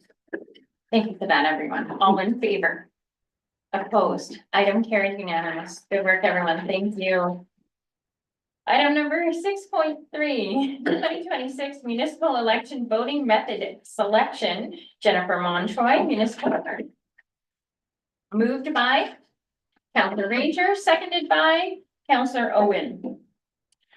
Be it resolved that report number 2025 AGM 001 entitled 2026 municipal election voting method selection be received, and that council direct that paper ballots with the use of an accessible vote marking system and vote tabulars be approved as the voting and vote counting method for the 2026 town of Kirkland Lake municipal and school board elections, and that council sanction the use of an election management software for the administration of the preliminary list of electors, which is and turns into the voters list. And that council authorize the municipal clerk to draw from the election reserve in 2025 in order to secure the services required for the 2026 municipal and school district. And finally, that an updated bylaw be brought forward for 3 readings on April 1st, 2025. Thank you. Any questions from member of council? Oh, you're gonna. I like, that's good all now. Forgive me, Madam Clerk. No problem. Thank you, Madam Mayor. Through you, so democracy and the ability for electors to cast their ballots are at the forefront of any government. The report before you this evening was intended to lend to the discussion on the benefits and considerations of all methods of vote available to the town, to tie in the survey results from the last election event, to have a candid discussion surrounding the costs of integrating alternative methods, and to also discuss any resource constraints for all methods of vote. The Municipal Elections Act also identifies that municipalities are required to establish by bylaw anything other than traditional voting, such as using vote counting equipment and allowing for someone to cast a vote somewhere other than a physical designated voting location, which is a poll. I will keep my summary short, as I hope that I have provided you all with succinct benefits and considerations for all possible methods. You were provided with information on how the different methods of voting works from an elector's perspective. 5 options were presented to you surrounding methods of vote, being in-person voting with vote tabulators as the only voting method, which is the current voting method, electronic voting as the only voting method, vote by mail as the only voting method, internet and telephone voting, both methods used together only, internet voting through the advanced vote period, and paper ballots with vote tabulators on election day, which is a hybrid method. I am recommending that the municipality continue with the traditional voting method being the use of paper ballots, continue to allow for the use of an accessible vote marking system, continue to allow for the use of optical scanning vote tabulators while modernizing the voters list to be managed in digital format. In terms of financial considerations, municipal elections are funded from the town's election reserve. A plan for the 2026 municipal elections was put in place at the end of the last event. It is expected that there will be approximately $50,000 available to fund the 2026 event. It is worth noting that administration is seeing a 71% increase from last event, which is trending in the last 3 municipal election events.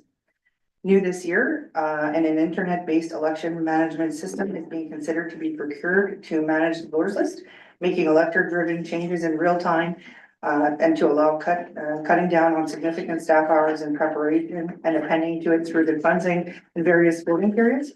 This system is established to be approximately $7,850 plus tax and is a requirement for digital and hybrid election models if council so chooses to go down this road or in the future. Given that the town system and support continues to ensure some technological challenges and will likely not be ready to support a project of this magnitude, I myself, as your returning officer, is recommending that the town continue with the traditional voting method, being the use of paper ballots, continue to allow for the use of an accessible vote marking system, continue to allow for the use of optical scanning vote tabulators while modernizing the voters list to be managed in a digital format. I'm also seeking your authority to draw from the election reserve fund in order to secure the necessary equipment and services based on the recommended vote. That is my summary, Madam Mayor, and I welcome questions. Thank you. Any questions or comments from members of council? Councillor Dykens. To you, Madam Mayor, to the clerk, I'm very happy to see the modernization of the voters list. It'll be great for you and your staff. So thank you for doing that. Absolutely. Anything further from members of council? Thank you. All in favor? Opposed? Item carried unanimous. Item number 6.4, proposed election sign bylaw. This will be presented by, also by municipal clerk Jennifer Montroy. May I have a mover? Councillor Kylie, seconded by Councillor Owens. Be it resolved that report number 2025-80M2 entitled Proposed Updates to Election Sign Bylaw be received, and that a public meeting to receive comments on the proposed election sign bylaw be held on May 6th, 2025 at 4 p.m. And finally, that the proposed bylaw be brought forward for 3 readings on May 20th, 2025. Thank you. You may proceed. Thank you, Mayor. As you know, the 2026 election preparations have commenced, and as such, before you this evening are proposed changes to the town's election sign bylaw based on past complaints, noted constraints and concerns on the town's existing bylaw, and practical lessons learned by other municipalities, not only in Ontario, but throughout Canada. A summary of the proposed changes from the existing bylaw to the draft one presented before you this evening is as follows. Enhanced definitions of specific note to private and public property, enhanced responsibility for the returning officer of the different governmental entities in enforcing the said regulations within the bylaw based on the calling of elections. For signs on road allowances, a site triangle that has been established specifically on how the roads in Kirkland Lake are designed, including one for local roads intersecting each other and another for local roads intersecting with the Connecting Links Highway, which is government road. The language now mirrors the Ministry of Transportation's corridor signing policy. Removal of minimum size restrictions on public properties. There are no proposed changes to the maximum size restrictions. A new established buffer of 15 meters from allowing election signs to be placed at or around voting locations and or where the management or administration of voting is undertaken, which is typically town hall, which includes road allowances. That candidates obtain approvals in writing from other public property owners prior to placing their signs on those properties, and were requested that it be supplied to town officials. That where public property not owned by the town is within the catchment area of the voting location, that those signs will not be permitted to be placed prior to or during advanced voting events or on voting day, which includes the road allowances. To avoid elector confusion and reducing strain on enforcement resources, sign on any property not be erected sooner than 45 days before voting, and only where a writ has been issued by provincial or federal elections, which is no change, and only once candidates are certified in the case of municipal and school board elections, which is new. The rationale is explained in detail in the report. Enforcement is being proposed for enhancement by including language to allow the bylaw enforcement division to issue orders to remove signs that are enforceable as part 3 under Provincial Offences Act for a fine of up to $5,000 for each offense, which is each sign in contravention of the bylaw. That candidates who have signs that are in contravention to the bylaw and where those signs are not moved within 24 hours of being notified will be removed by the town. That signs that are collected and removed by candidates after 30 days of being held at the town will be disposed of without further notice to the candidates. That persons who place vehicle election signs in their vehicles and that are in contravention of the regulations and restrictions can be towed at the owner's expense with a 3-pronged warning system. Knowing the council is fully immersed in budget at the present time, and in order to remove wait times for delegates who have been confirmed to present at your council meetings in April, a public meeting is being proposed to be called on May 6th to allow the public to weigh in on the changes. Thereafter, a supplemental report, including answers to questions stemming from the public meeting, can be discussed, including the opportunity for council to ask further questions, deliberate and debate on a new proposed bylaw as early as May 20th, 2025.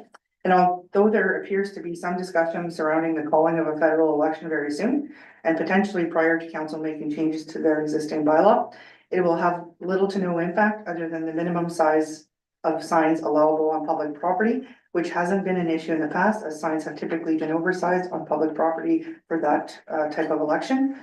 And Madam Mayor, that is my summary. I welcome any questions from council, and I may call upon other members of administration to assist me in explaining technical information such as sidelines if requested or required.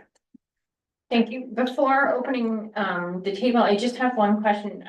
In general, for the municipal election, how many polling stations, locations do we have for day of election? For day of one, advance polls, 2 separate locations. Okay.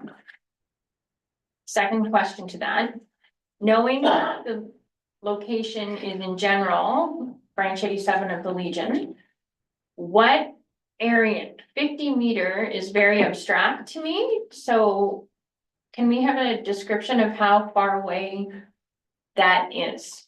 Because in the past, election signs are often placed in front of the former tennis courts. I believe 50 meters would be in that catchment area, would it not? Yes, it would be. Without having the GIS open, I don't really know what the catchment area is right now, but I can certainly, for the public meeting, have that ready. Yeah, Okay. I appreciate that. Okay, opening the table, any further comments or questions? Councillor Owen? Yes, through you, your worship. In reading the bylaw, I'm glad to see that it was put in there about blocking another candidate's sign as opposed to we can only have 3 election signs on this within so many meters. That makes a lot of sense to me. It doesn't limit what locations a candidate can put their sign. They just have to be courteous. I have a question about billboards. In the last election, a billboard, at least one billboard was used. In a previous election, at least one billboard was used. Now, sign removal has to be done within 3 days, if I remember the regulations. But the billboards don't come down within 3 days. Like I don't, like, I'm not sure how that fits in with the regulations. I think there needs to be an exemption there for billboards. I can Yep. answer the question. Madam Clerk? Through you, Madam Mayor. The billboards in the community that are not on, that are not governed by the province are typically on private property. Yeah. And there is no size restriction, right? And it is the candidate's responsibility to remove those billboards within the 3 days, if that were the case, on those private properties.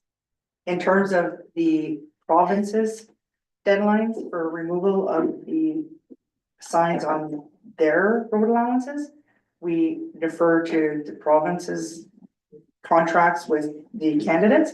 However, all the candidates are aware that they have to have them removed by 3 days after the election. So they should be building that into the contracts. Okay, yes, thank you. Follow up? May I keep going? I have a couple more points. Okay. In a previous election, one of the candidates used bumper stickers.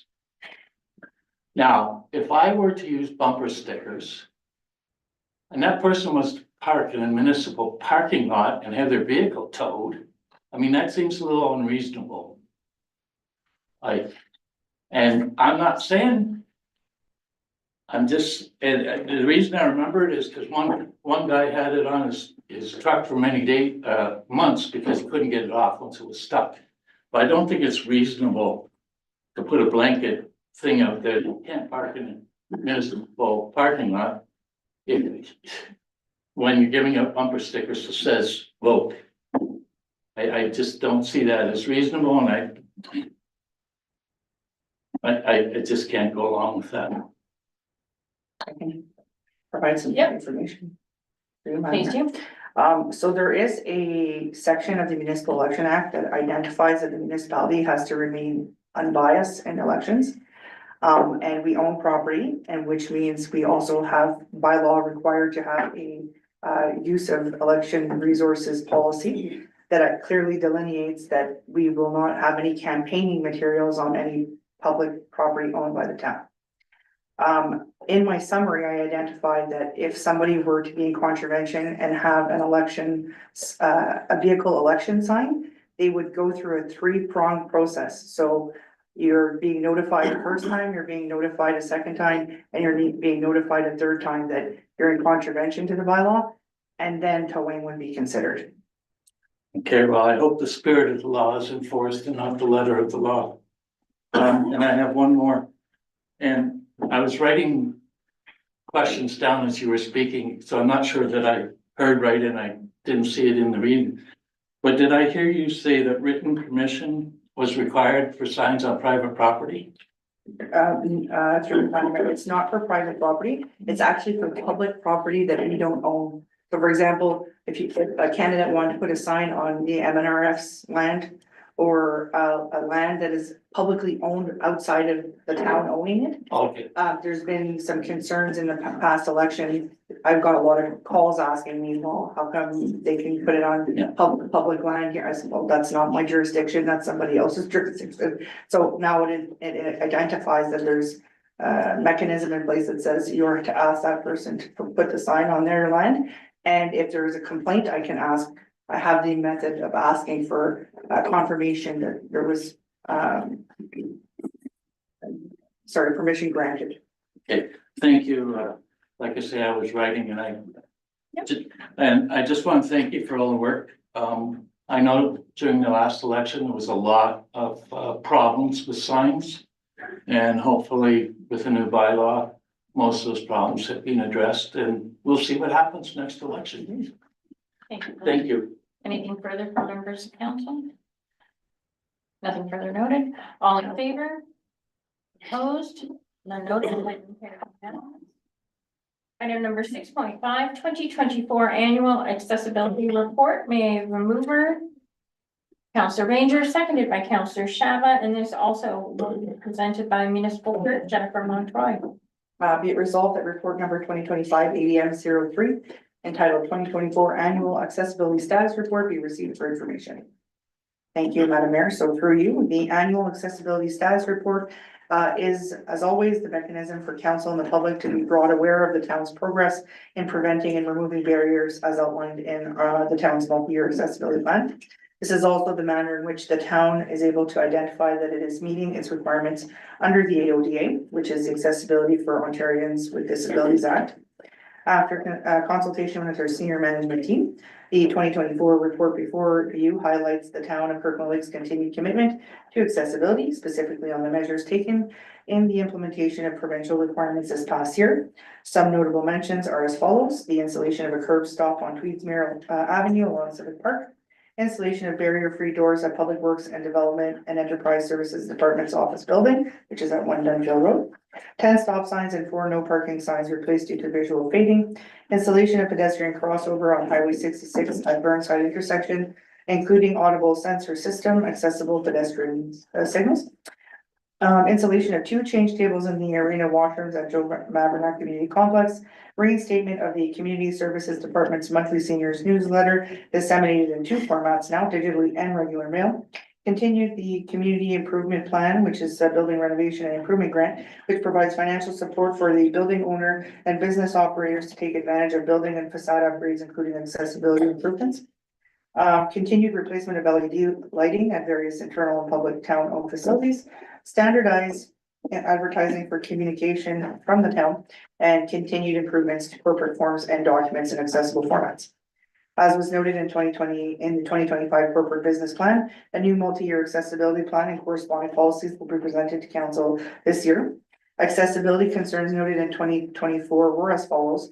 We did not receive any formal complaints. However, the general discussion with the public in the clerk's office, these were items that were identified again this year. Dangers associated with personal mobility devices, which is wheelchairs, e-bikes, mopeds, and segways on provincially and municipally maintained roadways. Accessible parking in the downtown core at various locations. As noted in the Development and Enterprise Services Department's portion of the 2025 corporate business plan, a review of these key bylaws will be undertaken in Q3 and include a dialogue on accessibility requirements. Once received by council, the annual report referred to and your attachment to is posted on the town's website. As always, members of the public are welcome to weigh in and provide comments on this report and any accessibility matter in general. This feedback can provide us with the ability to measure the town's continued commitment in providing barrier-free services and service delivery. That is my summary, Madam Chair, and I welcome questions from council, and I may draw upon members of our senior management team to assist in answering your questions if they are surrounding completed projects where required. Thank you for that. Before opening the table, I just want to commend all staff on making Kirkland Lake more accessible. We know as we make our town more accessible for some, it actually makes it more accessible for us all. So thank you to all of staff. Any comments or questions from the table? None noted. All in favor? Opposed? None noted. Item carried unanimous. Item number 6.6, proposed amendments to land acknowledgement statement. May I have a mover? Councillor Ranger, seconded by Councillor Owen. Yeah. Be it resolved that report number 2025 ADM 004 entitled proposed amendments to the land acknowledgement statement be received. And that finally council endorse the amended land acknowledgement statement for the town of Kirkland Lake as presented. Thank you. Yes. Through you, Madam Chair, again. Council's adoption of a land acknowledgement statement prior to undertaking its meeting business was incepted in 2021. Based on recommendations from the last term of council, the statement was adjusted at the beginning of this term and has been recited since the inaugural meeting. Given the recommendations provided to the town during a recent meeting with an Indigenous community, administration is seeking council's endorsement of further adjusting the statement as presented. The rendering, as noted in the report, offers to be all encompassing and inclusive to all who claim being vested to caretakers of the land within a jurisdiction where this corporation administers its business. As we all know, the land acknowledgement statement is an important piece of the town's commitment to reconciliation, as it not only recognizes the history and past caretakers of the land, but offers a reflective opportunity for this municipality to demonstrate its understanding of the history and being connected to the land. Also, as certain members have made comments on expanding the use of the land acknowledgement statement, administration is seeking to engage in a dialogue with council and its formal preference to be included to what they would like included in a land acknowledgement policy. As noted in the report, should it be the continued desire to proceed, the recommendation before you this evening would require an amendment to direct administration to draft a policy based on those items. Madam Mayor, that's my summary this evening. The CAO and I will answer the questions, council, as best as we can. Thank you. So before opening the table for questions, I just have a comment. As we continue to cultivate a deeper relationship with our Indigenous communities in the area, we should want to change and develop a more meaningful and inclusive land acknowledgement. I see this as just another step in building towards that direction.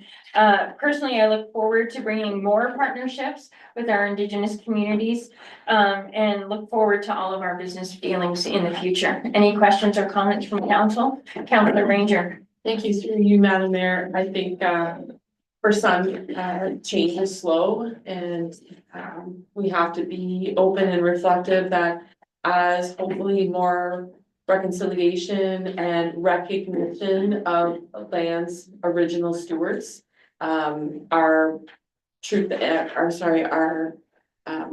proposed amendments may change again. Let's recognize that Beaver House only recently was federally recognized, and it's important that as others may be appealing or applying for that recognition, our statements of acknowledgement will just flow with those times. Thanks. Thank you for that. Anything further from other members? Councillor Dyken? Here, Madam Mayor, with the proposed amendment to the land acknowledgement statement, were any Indigenous communities included in like getting input and stuff? I just want to learn more about the process. I'll start. Okay, Madam Clerk will begin, and CAO will add. Through you, Madam Mayor. In 2021, the former clerk had consulted with the Indigenous communities. Certain Indigenous communities had identified to the municipality that it wanted the municipality to develop its land acknowledgement statement as a form of reconciliation. It didn't want to wait on the wording of the land acknowledgement statement. Others did not respond. And very recently, there was a meeting between the mayor and the CAO, the director of development and enterprise services, and an Indigenous community that identified wanting to weigh in on the language. Hence the reason for the report this evening. Perfect. Thank you. Anything further from member of council? Nothing noted, all in favor? Opposed, item carried.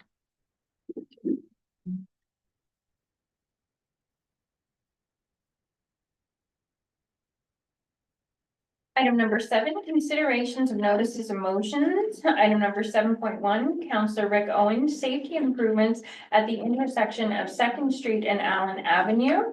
It was moved by Rick Owens, seconded by Councillor Casey Owens. I will have Madam Clerk read the motion. Certainly, Madam Mayor. Whereas the rock cuts at the southeast and southwest corners of the intersection of Second Street and Allen Avenue create significant blind spots for motorists and pedestrians.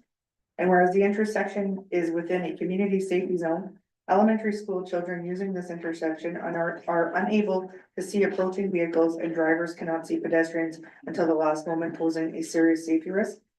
And whereas winter snowbanks further reduce visibility at this intersection, making conditions even more hazardous. And whereas collisions at this intersection were observed in the past. And whereas traffic on Allen Avenue has increased significantly due to the construction of the Kirkland Lake District Composite School and increased activity at the Joe Mavernack Community Complex. Now therefore be it resolved that administration be directed to assess the feasibility and potential safety benefits of converting the intersection of Second Street and Allen Avenue into a four-way stop. And finally, that administration report back to council with their findings and recommendations for next steps. Thank you. Councillor Owen, you may speak. Yes, to you, your worship. I've had a number of people approach me,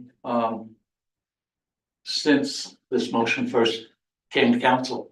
And, mostly people in the neighborhood, telling me that, they recognize this as an unsafe intersection. And one of them came right out and said, what can I do to support you to get a four-way stop there? One of the people who spoke to me lived there years and years ago. And recognized that even though there wasn't the traffic years ago, it was still an issue. So what I'm asking is that council pass this, the staff uses the local resources to investigate a four-way stop. Now, that doesn't necessarily mean that they'll come back with a report saying yes or no to a four-way stop. They may come back with a report that says, we recommend a flashing light, or we recommend increased signage, or whatever other options may be available. Or they may come back and recommend a four-way stop. But I feel an obligation as a counselor and as a human being to work towards safety in the community. And this is just one area where I've noticed that it is a very potentially dangerous intersection. Thank you. Councillor Owens as seconder, do you have anything to add? And Councillor spoke to it quite well. Thank you. Any discussion around the table? Any questions or comments from members of council? None noted. All in favor? Opposed? None noted. Item carried unanimous. Item 7.2, Councillor Rick Owens, traffic safety study for intersection of Taylor Avenue, Prospect Avenue, O'Meara Boulevard, and Brookbank Avenue. It's moved by Councillor Owens, seconded by Kylie. Councillor Kylie, Madam Clerk. Certainly, Madam Mayor. Whereas the intersection of Taylor Avenue, Prospect Avenue, O'Meara Boulevard, and Brookbank Avenue creates unique traffic conditions. And whereas traditional traffic control measures were not designed to effectively manage the complexities of this intersection. And whereas existing blind spots at this location have contributed to vehicle collisions and frequent near miss incidents. Now therefore be it resolved that quotations be obtained from engineering consultancy services to conduct a study on traffic safety improvements and at this intersection. And finally, that administration report back to council with a review of the quotations and recommendations on next steps. Thank you. Councillor Owen. Yes, so your worship. And I just want to mention one thing here. On both these motions, I've been working closely with the CIO and Director Stefan. And some of that work has already resulted in new information about this intersection. This is not by any means a typical intersection. It does not by any means come close to sort of normal intervention to make it safer. A resident who lives near that intersection approached me and said, what about traffic mirrors? Okay, and that got me thinking, okay, let's see if we can do something. And this is a resident that's only lived in the community 3 years. So sometimes when new people move in, they see things from a little bit different. But all we're asking for is permission for Director Stefan to go out and get quotations on a study to see if that intersection can be made safe. The quotations will be brought back to council for consideration. And at that point, council can vote yay or nay on whether we take any further. So that's basically all I have to say. Thank you. Councillor Kylie is secondary. You may speak next. Yeah, through you, your worship. It is by far the worst intersection in the town. Ironically, Rick, when you brought this up a couple of weeks back, I was coming down Taylor Avenue in front of Pronto and pulled out and was forced off the road. Went into the snowbank because I couldn't see the guy coming from the other direction. It is a terrible intersection and it's not the norm for any town. I agree. I fully support let's have a look at it and see what we can do to make it safer. Thank you. Thank you. Any comments or questions from members of council? Councillor Dykens? Thank you, Madam Mayor. Just for clarity, like I'm reading this that we're looking to hire engineering consultancy services, but you're saying that the administration, sorry, I shouldn't talk. No, that's okay. Administration was just gonna come back. So what are we voting on the consultancy services, right? To have, is that not what we're voting? I just need clarity. That's all. Okay, so clarity on that, as per the motion, it's in quotes on that, right? Okay, Mhm. Quotations be obtained from the engineering consultancy services to conduct a study on traffic safety improvements at this intersection. so that's just, Yeah. in beforehand. Thank you. No, excellent. Anything further from members of council? All in favor? Opposed? None noted. Item carried unanimous. Item number 8 is introduction, reading, and consideration of bylaws. I'm going to have Director Dan Labrador come up and speak to this.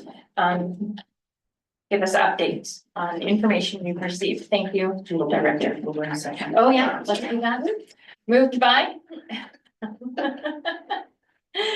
Councillor Owens, seconded by Councillor Kylie. Be it resolved that the following bylaw be read, numbered, passed, signed by the mayor and municipal clerk, and sealed the corporation be affixed thereto. Bylaw number 2513 being a bylaw to regulate the time, manner, and nature of the use of supply of water in the town of Kirkland Lake. Thank you, Madam Clerk. Director, you may proceed. Good evening, through you, Madam Mayor. The bylaw is returned to council this evening as administration received a response now from the Ministry of the Attorney General on the proposed set fines and the languages surrounding the graduated fines in its watering bylaw that was previously presented.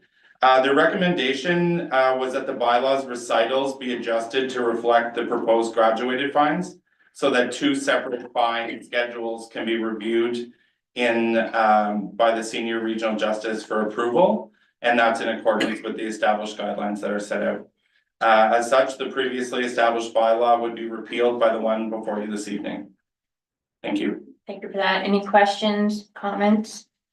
None noted. All in favor? Opposed? Item carried unanimous. Thank you, sir, for the clarification. Item number 8.2, bylaw number 25-014, moved by Councillor Ranger, seconded by Councillor Owen. Be it resolved that the following bylaw be read, numbered, passed, signed by the mayor and municipal clerk, and the seal of the corporation be affixed thereto. Bylaw number 2514 being a bylaw authorizing the execution of a facility use agreement with Team Northern Toronto for Founding Events, which is TNT, for use of the Kirkland Lake Airport for annual events. Thank you. All in favor? Opposed? None noted. Item carried unanimous. Item number 9, questions from council to staff. We do have 2 this evening. 9.1, if current bylaw is going through a review. Does this review process invalidate the said bylaw? This was submitted by Councillor Shabba, and CAO Smith will be answering to this question. To be Madam Mayor, to members of council, very short answer, the bylaw is still valid during the review process. It also applies to policy too.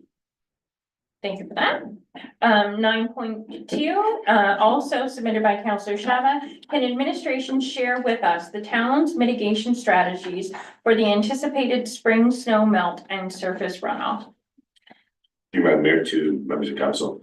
So currently we are ensuring the snowpack layer is kept as thin as possible. And we are also right now, we are also ensuring that we're opening up all the catch basins and culvert inlets and outlets. Also, early in the second quarter, we will be bringing a report forward from an engineering firm that is doing the mitigation study on future mitigation methods and initiatives we can undertake for a long-term fix the long-term issues that we're currently experiencing. We are also, just to review, we met with the MNRF last week and to get more information how we can obtain data on rainfall monitoring the watershed levels. So we're currently working with them so we can get daily updates. And so all that combined, I also, I should mention, last summer into the fall, our Public Works Department did some major maintenance, including of our culverts, which we hope will improve the current situation. And that will continue into this year and beyond in the regular maintenance of these stormwater systems. Thank you. Thank you. I just want to commend Councillor Shabba on using the agenda item number 9, questions from council to staff. It is something that we've gotten away from in this term of council. It was instituted in the last term of council because of the sheer number of questions that new council had been proposing to that administration. So it is nice to see that it's being utilized to ensure that the public knows that council members are asking their questions and allowing those questions to be answered in a public way. Of course, our CAO is exceptional, that when we do pose questions as council, he has always come back to us with the answers in private. So this is an excellent way to have questions also answered in public. So I commend you, sir. Item number 10, notice of motion. Sorry, Councillor Owen, do you have Well, you comments or said- questions? No, Or- you said okay, to move. notice of motion, so I put Yeah. up my hand. Okay, yes. I was trying to be Sorry. a good student Yeah. teacher. So because we haven't used this in a while, I did forget the way to handle this. So may I have a mover and a seconder to accept as presented? So Councillor Shabba moved, Councillor Dykens seconded. Thank you very much. Please do. Mhm. Be it resolved that council receive the responses from administration to the noted questions for information. All in favor? Opposed? None noted. Sorry, just to note to, in prior council, this is not the way we handled it. It was questions from council, were submitted, and it was the intent for council to vote on which questions would be answered. So that is the way it was presented last council. So, yeah, just because it was the sheer number of questions that were being brought forth, and so we had to kind of delineate which questions were worth a report, which could be answered quickly. Yeah, so it has changed and morphed over the two terms of council. So I do apologize. Moving on to item number 10, notices of motion. Councillor Owen. To your worship, I have 2 notices of motion. One concerning tartans being used by the Museum Auxiliary. And the other is concerning the flying or displaying of the American flag at town-owned or managed buildings. Thank you for that. I also, any other notice of motion coming from the table? I also will be bringing forth a motion regarding requesting support of the Office of the Solicitor General for the Kirkland Lake OPP Detachment Board. Next council meeting. Item number 11 is council reports. Any members of council have anything to share regarding their committee meetings, board meetings, engagements and events in the community they wish to share? Councillor Owen? Yes, through you, your worship.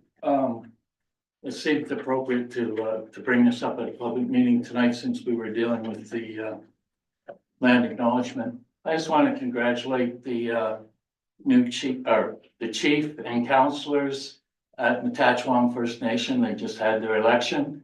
And I also want to congratulate all those there, all band members that put their name forward. I wish them nothing but success in their upcoming term, and hopefully we will build a stronger working relationship between our council and their council. Thank you. Thank you for that. Anything further from members of council? Can I go after you? I'm trying to find a date. Oh, yeah, absolutely. So I just, I do want to acknowledge that, I too had reached out, to, Matachwan First Nation and congratulated them as well. So definitely we are building towards a more integrated partnership, with our Indigenous communities. Tonight I don't have much. But I do want to acknowledge one of our extraordinary youth whose story came to me via social media. Mr. Aiden Kaiser, at the age of 24, set off for the Ukraine in July of last year and joined the Ukrainian ground forces. You can find his remarkable story on the KL Ukrainian group on Facebook. At this time of great uncertainty within our own borders, to know one of our own had the fortitude of spirit to travel across the world to defend the people of his heritage is honestly more than I can bear. I don't personally know Aiden, and I barely know his family. But from what I've heard, serving in the military was always in his future. He appears to embody everything we are as Kirkland Lakers and everything we should aspire to be at 25 years old. He is unapologetic in his convictions, living a life of purpose and willing to go above and beyond what is asked of him. If all of us could be so amazing. I want this young man and his family to know how proud his community is of his service and how above all else we wish for a safe return. If members of the public wish to know more about Aiden, please find the KL Ukrainian community, Michelle Whelan or Danielle Lafond on Facebook. Thank you, Councillor Dykens. Thank you, Madam Mayor. This seems much less significant, but I think still important for our community. The Chamber of Commerce, which I represent the town, they're having their Best in Business Award Gala on Thursday, April 17th, 2025 at the Legion. For more information, just check the Facebook page. Thank you for that. Okay, thank you. Oh, Councillor Owen? Through you, your worship, and I know this is totally out of order, but I'm wondering if there's some way that the town can formally recognize that young man. In the terms of sending a certificate or something, because that takes a lot of guts and dedication, and he's putting his life on the line for a cause. And I think I would like, if we could, I don't know if we can, just a suggestion. Thank you for that. That is something that I did consider because I was so moved. I do have a son that's around that age, so forgive me. It is the reality of our community that there may be also other members that we don't know about, that are also serving not only in foreign forces, but in our own. And yes, I do agree that perhaps, especially considering the political climate, we should perhaps be seeking out the names of individuals who are currently serving from our community and paying tribute to them in some meaningful way. So I do appreciate that, and my office will certainly begin to investigate that. Yeah, absolutely. Thank you for that. Anything further from members of council? May I have a mover to and seconder to accept the report, moved by Councillor Owens, seconded by Councillor Kylie. Be resolved that, verbal updates from members of council be read. All in favor? Opposed? Item carried unanimous. Item number 12, additional information. 12.1, the proclamation for World Autism Awareness Day, April 2nd, 2025. Whereas in 2008, the United Nations General Assembly designated April 2nd of every year as World Autism Day. And whereas autism impacts more than 135,000 individuals in Ontario, representing 1 in every 50 Canadian youth and children. And whereas autism is a diverse spectrum that varies widely among individuals, each person's experience with autism can change over time. This evolving journey highlights the uniqueness of every autistic individual, emphasizing the need for understanding and support tailored to their specific needs. And whereas autism not only influences the lives of the persons who have been diagnosed, but also the lives of their friends, their families, and the community. And whereas many dedicated autistic individuals on the spectrum, parents, teachers, researchers, and professionals, including those at Autism Ontario and other community-based organizations, work tirelessly throughout our province to make the communities where we live accessible and inclusive. And whereas it is important to recognize and celebrate the unique differences and needs of others, fostering an inclusive environment where all individuals can participate fully in activities and discussions within a society that values and includes everyone. And whereas it is crucial for the town of Kirkland Lake to raise awareness and raise acceptance, provide support, and promote a more inclusive society.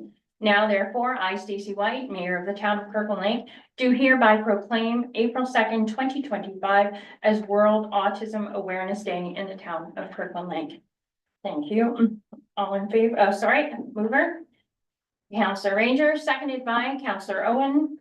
Be resolved that council sanction the proclamation for World Autism Awareness Day, April 2nd, 2025. All in favor? Opposed? Item carried unanimous. Okay, we'll be in recess for about 10 minutes before moving into close.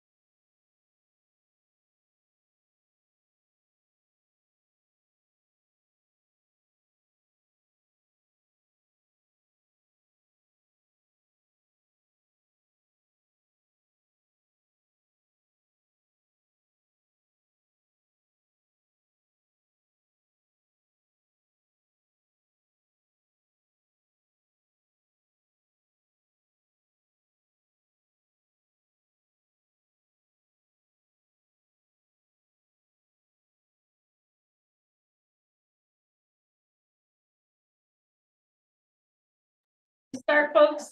Yeah. Just let me know. Okay, so we'll now reconvene to move into closed session. May I have a mover? Counselor Ranger and seconded by Counselor Kylie. Be it resolved, the council adjourn in camera pursuant to section 239 of the Municipal Act 2001 as amended to discuss personal matters about an identifiable individual, including municipal or local board employees, labor relations or employee negotiations, litigation or potential litigation, including matters before administrative tribunals affecting the municipality or local boards. Advice that is subject to solicitor-client privilege, including the communications necessary for that purpose, and a position, plan, procedure, criteria, or instruction to be applied to any negotiation carried on or to be carried on by or on behalf of the municipality or local board at 7:02 p.m. for the following reasons. Item 13.1, human resources update. Item 13.2, employee engagement survey. Item 13.3, direction and delegation of authority for collective bargaining with QP Local 26. Item 13.4, appointment to the Kirkland Lake District Chamber of Commerce Board of Directors. And item 13.5, supplemental annual CAO performance evaluation, and the time will change to 7:03. Thank you for that. All in favor? Opposed? None voted. Item carried unanimous.